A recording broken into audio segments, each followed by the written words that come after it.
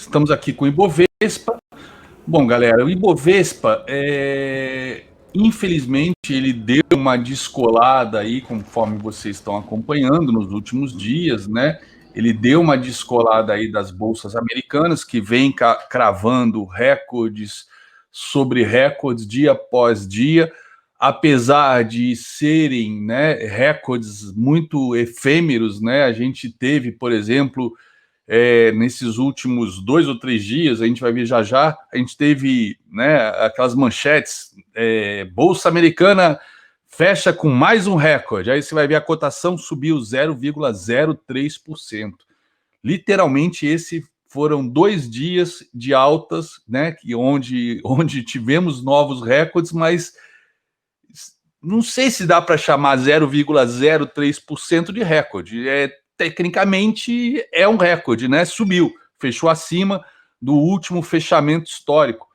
Mas a gente vê uma fragilidade grande nas bolsas americanas e a gente tem uma correlação muito forte.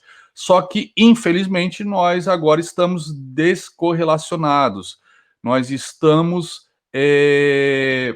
caindo, né, nas últimas 2, 3 semanas, por conta de todas essas incertezas políticas, né, por uma agenda política bastante negativa.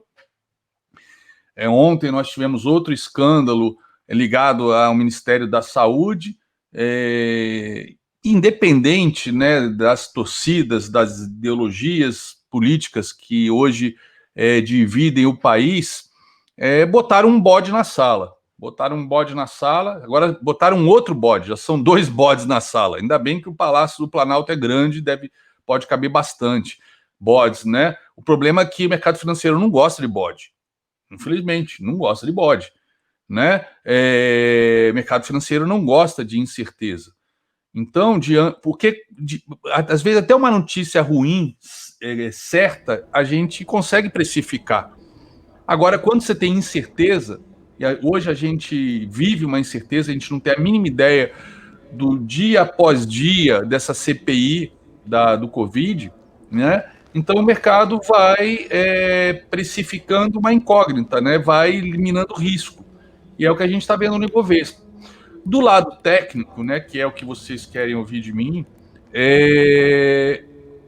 eu podia estar numa ilha deserta, sem ter acesso à televisão, rede social ou jornais, que o gráfico ia descontar tudo, como preconizava, né, o pai da análise técnica, o Charles Dow.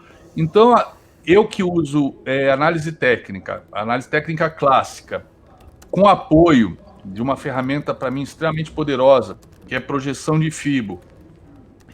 E queira ou não queira, goste ou não goste, acredite ou não acredite, isso aqui funciona, né? Esses estudos são estudos que quem me acompanha vê esses estudos serem traçados antes dos alvos serem atingidos. Então, essa projeção aqui dessa última perna de baixa foi traçada lá no dia 5 de abril, quando rompeu esse topo. Então, no dia 5 de abril, eu tinha esses 3 alvos em verde aqui, tá? E eu sempre trabalho com 3 alvos, e esses alvos são fixos, são razões áureas, né? O 0,61 é a razão áurea, propriamente dito, é o número Φ, né, da sequência de Fibonacci.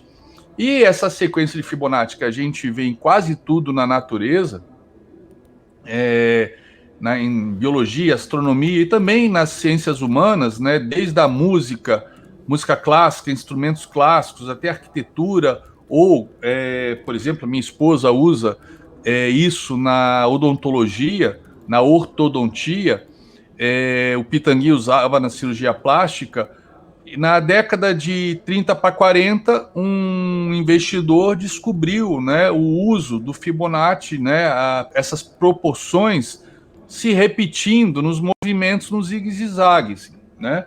Inclusive, já foram feitos estudos, eu tenho até esse paper, de que estudiosos foram, né, para tentar contestar que daquela teoria em diante, a teoria das ondas de Elliott em diante, essa teoria foi desenvolvida pelo Elliott nos anos 30, né, que aí dali em diante tinha sido autoprofecia, as projeções, não foi o caso, porque fizeram estudos dos índices das ações antes dos anos 30, ou seja, década de 1910, 1920, e as proporções apareciam nos movimentos. Então, assim como a última perna de alta do Ibov antes dessa queda cravou, por exemplo, o segundo alvo, não foi no terceiro, foi no segundo e reverteu. Aqui nós vimos o Ibovespa cravar o primeiro, corrigir, depois romper, ultrapassar o segundo e cravar o terceiro. Aqui ele cravou precisamente, né? A minha projeção estava aqui 131, 155, ele foi a 131, 190, 35 pontos em 131 mil pontos é 0,0 qualquer coisa por cento. Ou seja, foi preciso esse topo aqui no dia 7 de junho. Quem trabalha com esse tipo de técnica, né, e usando a análise técnica clássica, viu este canal aqui de alta, também a sua linha de retorno, que é justamente a paralela da linha de tendência de alta, ou seja, a paralela que pega esses topos, quando a gente vê essa projeção sendo atingida, né, fechando até fora da linha de retorno, o que não é normal. Vide, por exemplo, aqui a gente ainda não existia essa linha, tá? Mas pegando toda a linha de retorno, a gente vê que não é normal trabalhar fora dela, e no dia seguinte a gente teve esse recuo. Aqui você já começa como investidor não, como trader. Investidor pensa no longo prazo, e para investidor, os parâmetros são outros para alocação de capital. É geração de renda, é dividend yield, é empresa que gera lucro, que tem geração de caixa. Qualquer coisa diferente disso, não importa se é um investimento, entre aspas, de um mês ou 6 meses, é especulação. Quando a gente fala de investimento, é longo prazo. Longo prazo são anos, 5, 10 anos. Né? E você olha um histórico de muitos anos para trás para ver a consistência daquela empresa. Exemplos, os bancos, por exemplo, né? Os bancos, a Vale, tá? Então, qualquer coisa diferente disso é especulação, não importa se é um day trade ou se é um swing trade de alguns dias ou semanas. E o bom dessa técnica é que quando você tem esses sinais, você começa a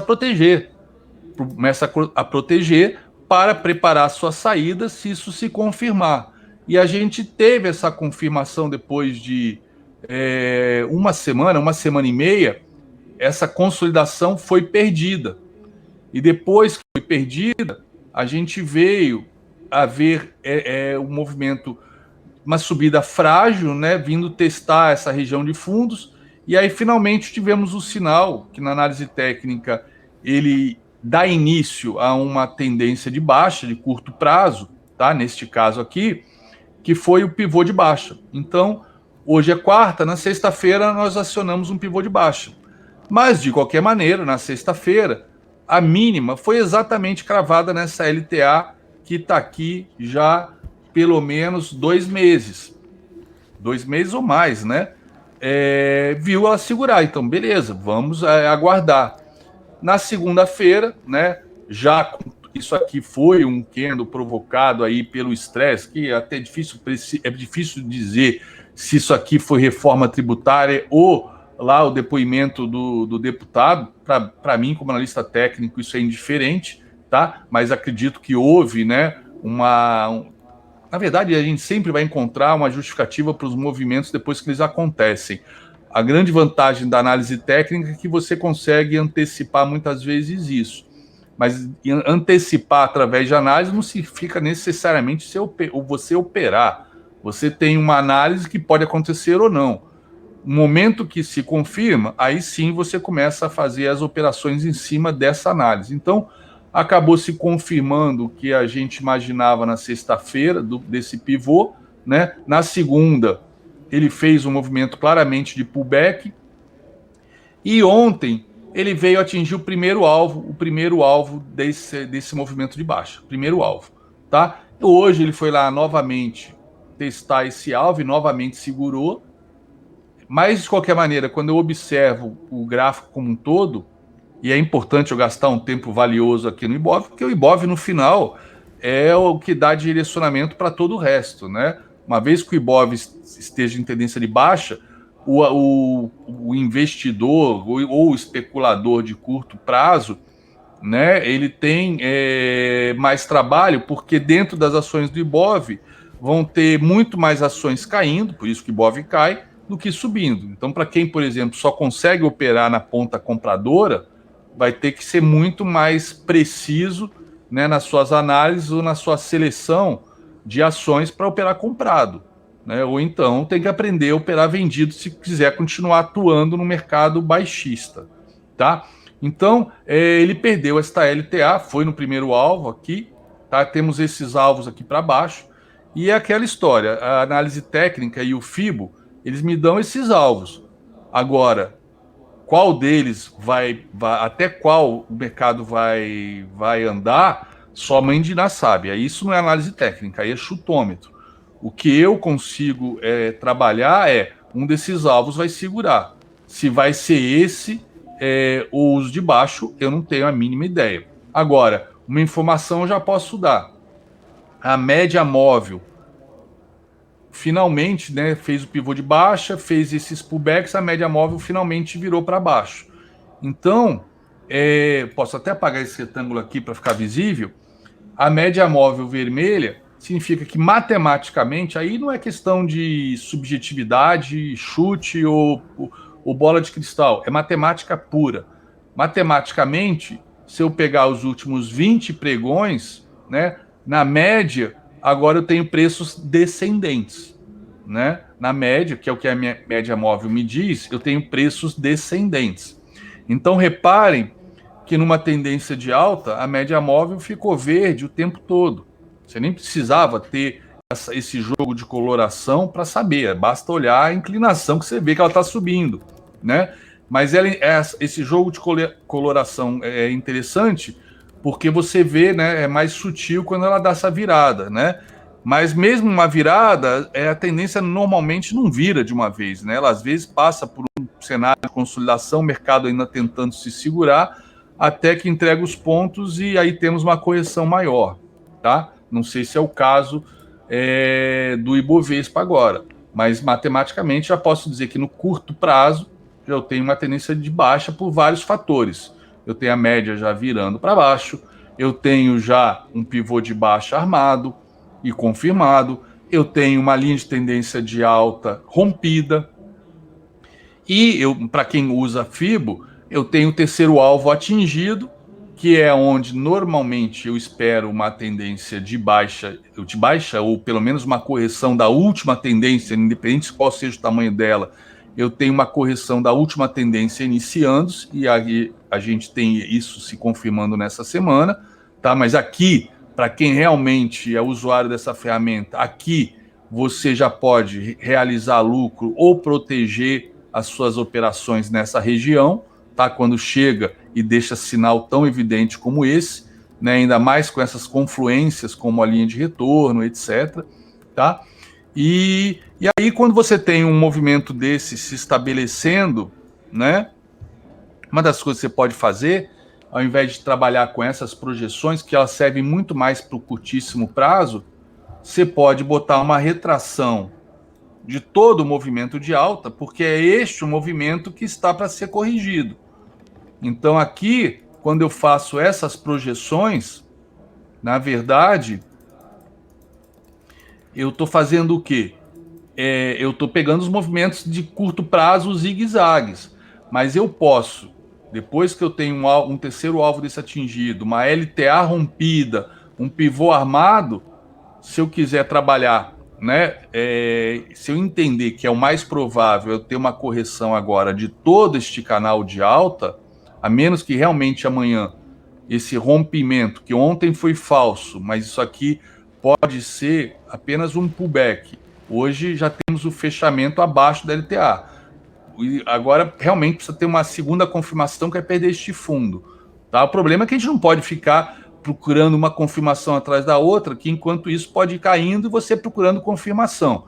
Então, vamos ser pragmáticos. para efeito de último teste, né, última prova dos 9, se fechar abaixo desse fundo, aí não tem mais o que dizer, perdeu essa LTA, tá? Mas a gente pode também ainda vir a ter uma correção até essa média já vermelha para depois voltar a cair. Ou seja, eu não sei exatamente como é que o mercado vai se comportar dia após dia. Eu sei que eu tenho um cenário bem político, bem ruim, né? Que isso traz essa incerteza que leva os investidores a querer sair de ativos de risco, tá? E no momento que eu tenho uma LTA perdida, eu posso chegar e já desconsiderar, apaguei a projeção para ficar mais limpo o gráfico, tá? Vou tirar também esses movimentos de curto prazo, e aí eu posso ficar trabalhando, né?